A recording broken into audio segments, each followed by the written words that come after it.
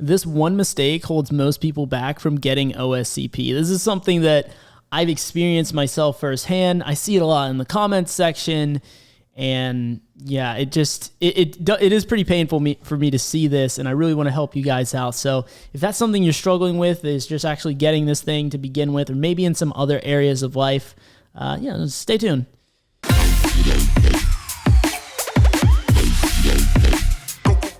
Hey, what's up, guys? This is Ryan from Elevate Cyber. I really wanted to make this heartfelt video here because this mistake has held me back in the past, and I see people, just based off of what they say in the comments, I can tell that this is an issue they're struggling with as well. And without, holding back from this any longer, I'll just get right into it. It's actually going for the thing that you want to get, right? It sounds so simple. It sounds almost like, why are you even talking about this? But this is what happens a lot of times, and this is basic human nature, right?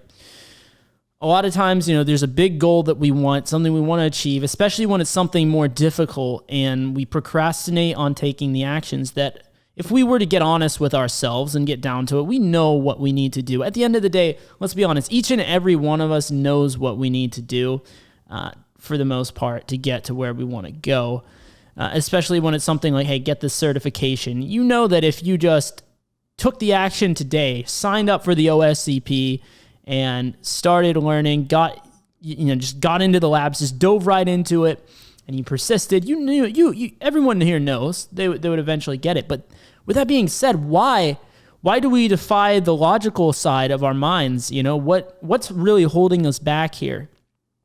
And I see, like I said, in the comment section, a lot of times people are, they're asking about what is the perfect path to prepare for the OSCP.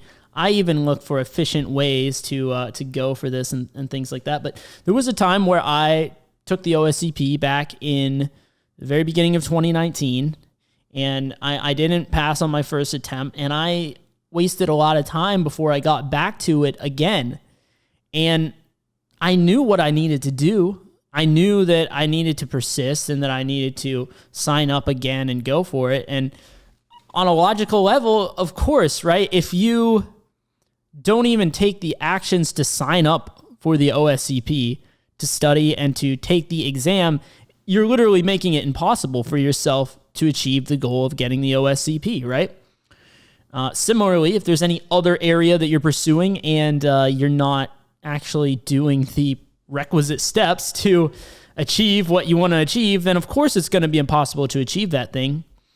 And, even if you do go for it, you could still fail. You still might not achieve your goal, but at least you give yourself the possibility of achieving your goals rather than making it guaranteed that you don't achieve them, right? Because that's basically what you're doing by not taking the actions that you know you need to take. So why does this happen, right? Why do we not take the actions when we know on a logical level we need to take them? Well, it actually is quite simple. You see, we have the subconscious mind is more powerful than anything else, right? Even though consciously we know what we need to do and we know the steps we need to take, the steps we should take, and all that, your subconscious mind is way more powerful than your conscious mind. It's happening when you're not even aware of it, right? That's why they call it subconscious. Now, a lot of times our identity, we have these limiting beliefs within ourselves saying that we can't do it. We can't achieve our goal. We can't achieve whatever it is out there that we really want to achieve. And from my experience, at least, it's a bit of a self-preservation type of mechanism where, your subconscious mind says, you know what? I don't think I can do this. I don't think I can achieve this. So I'm just not going to try. And then, hey, I can't fail if I didn't try. Oh yeah, and then I'm going to rationalize, if I would have tried, I would have got it, right? If I would have went for it and put in the time and the effort, yeah, I would have got it. But, this other thing over here, this is more important right now, or, whatever excuse. The brain is very smart coming up with rationalizations, excuses for why we're not moving forward in whatever it is, for why we're not, seizing life and just taking charge of what we need to take charge of and getting the results we want to get. We'll come up with any rationalization in the book or even beyond the book. Let's be honest. I've made some pretty crazy rationalizations myself. But when I really got down, I dove down to why is this happening? Why is this occurring? It's a limiting belief a lot of times that you don't truly believe you can get it. So, maybe it looks different for different people. Maybe some people are like, well, oh yeah, I'll go for the OSCP eventually, but first I got to do like every box of Hack the Box, and I got to watch every IPSec video, and I got to do this, and this, and you just keep coming up with arbitrary prerequisites, right? And there's nothing wrong with preparing, right? There's nothing wrong with, having a bit of a roadmap, executing it, but you want to make sure that you're not putting arbitrary boundaries of like, oh, X, Y, and Z has to happen, and then I can start.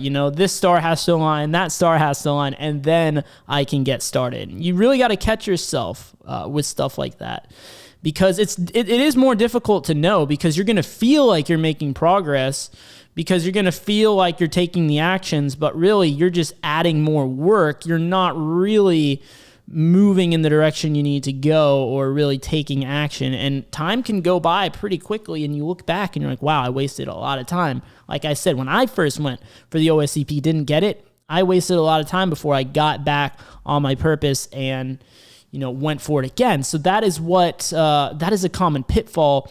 And what is the solution to this, right? We talked a bit about the problem, maybe why, like where it's stemming from, but what is the solution to something like this? Well, there's many potential solutions. It really depends on yourself, but the most universal one that I've found really is just getting into your subconscious mind, reprogramming it, however you want to do that. I like hypnosis, self-hypnosis personally. If you can listen to some audios where you're really just getting into your subconscious mind, you're clearing out trauma. Allow yourself to feel the emotion, release it, find out like what's the root of it, and all that stuff. And this is stuff you can do on your own. This is just a little bonus tip in this video for you guys.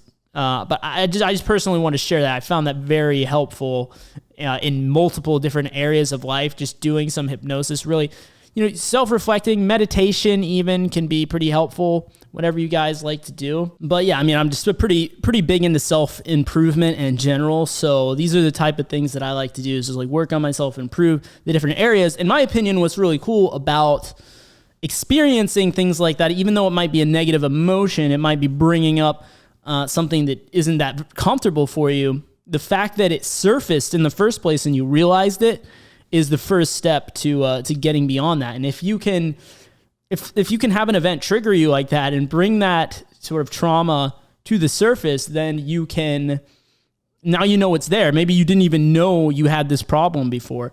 So really, it's up to you, however you like to work through it.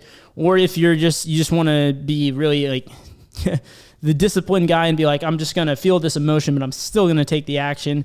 Being aware of the issue and where it might be coming from is always a good first step, regardless of whether you believe in like using hypnosis or meditation or whatever method. Even if you don't, just being aware of it is going to be very helpful for you. So okay, well, this is why I'm feeling this way. It's not that I'm not good enough to get the OSCP or not good enough to achieve my goals. There's in my childhood, this happened or that happened, and it made me believe this thing that's completely not true. And so that's where this is coming from. I'm just going to ignore that, do what I need to do, and charge ahead, get my OSCP, achieve all my goals. And just having that awareness, definitely a solid first step. So hopefully this video helped you. I want to keep it a little bit brief here, but this one was very, very key for me. And I see a lot of people in the comments section I could tell they want to start. They want to get the OSCP.